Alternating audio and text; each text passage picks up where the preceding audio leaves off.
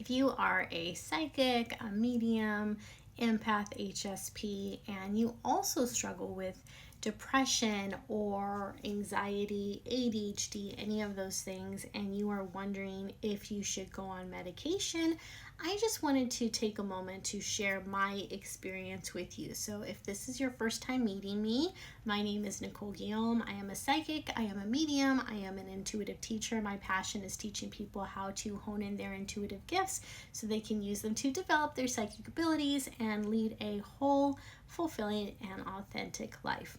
Recently, I was diagnosed with ADHD, and this was something I had been living with for years, obviously, and I always knew that I struggled with depression. ADHD didn't even hit my radar until 2 years ago, and I am a woman who is in her 40s, so coming to the realization that I had ADHD all this time was really rather shocking, and then getting the actual diagnosis, I had a lot of mixed emotions when I received that confirmation. So if you are someone who is newly diagnosed, I understand how that can feel. So I wanted to share with you the medication route that I decided to take, simply because I know that there's a lot of stigma around taking medication for depression, anxiety, any number of issues that people think you should be able to pray away or you should be able to meditate and these things won't bother you, right? So within the spiritual community, there is this belief that, again, if you meditate, if you are connected to the divine, if you're in alignment, that the depression, the anxiety, the ADHD, all of this stuff goes away, right? That is a belief that is within our communities. And I've come to the realization that that can be very damaging, because I think that there are a lot of people out there who are blaming themselves because they're saying their affirmations, they are meditating, they are praying, they are crying out to God or their angels, and they are doing their best to feel their way into a healthy life. They are doing their best to feel their way into joy and get out of their depressed state. They're trying to feel their way into being more focused as opposed to being scatterbrained.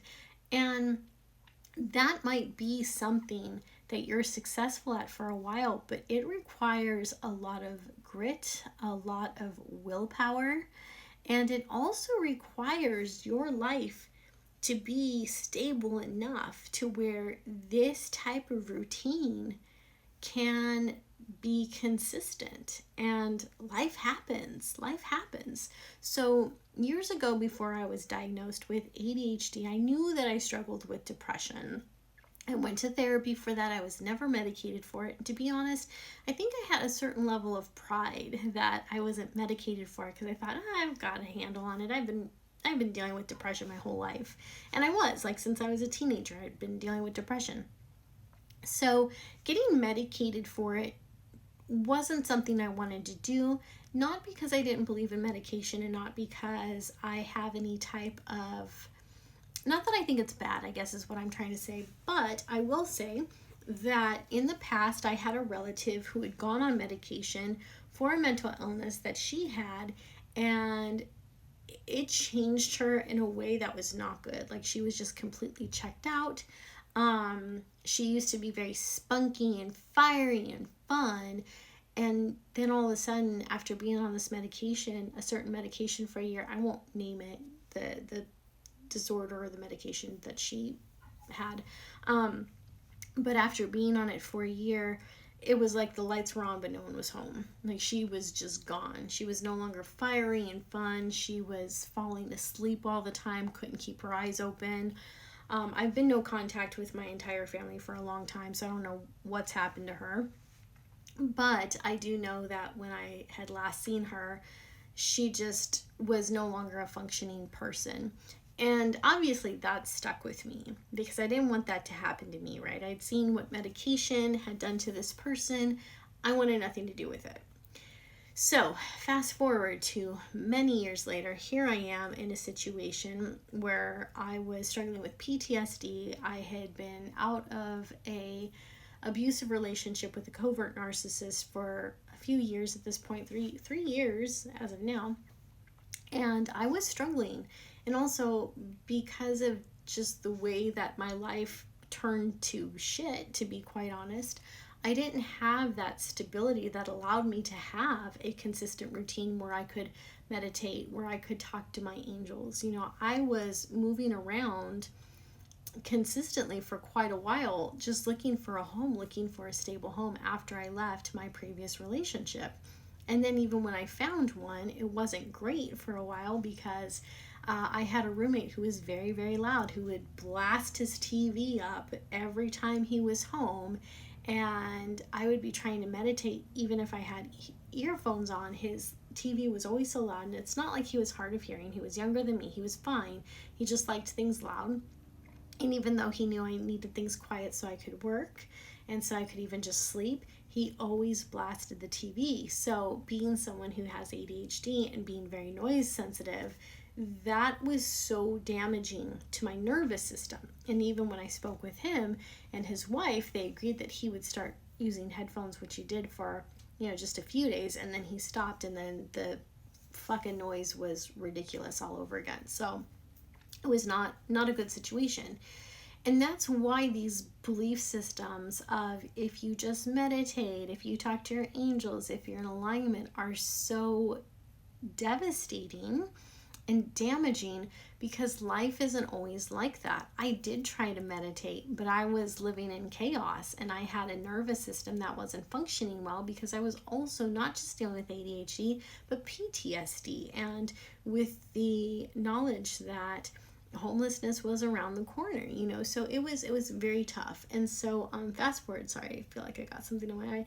Fast forward to last year, and I started working with a mental health team, and ADHD at that point had been on my radar for about a year for reasons I won't get into, but I did suspect I had ADHD.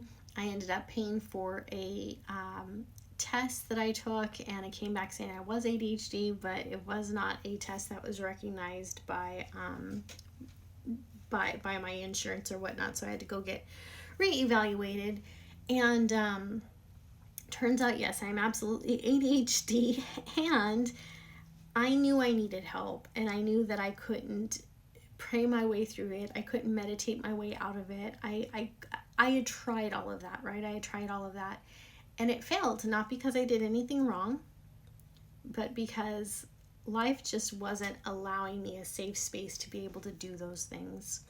So I ended up trying 5 different medications before we found the one that was right for me. And let me say this, I feel more like myself when I am medicated than when I am not. Because when I am medicated, my brain is functioning, I'm able to focus, I have clarity, I articulate myself much better.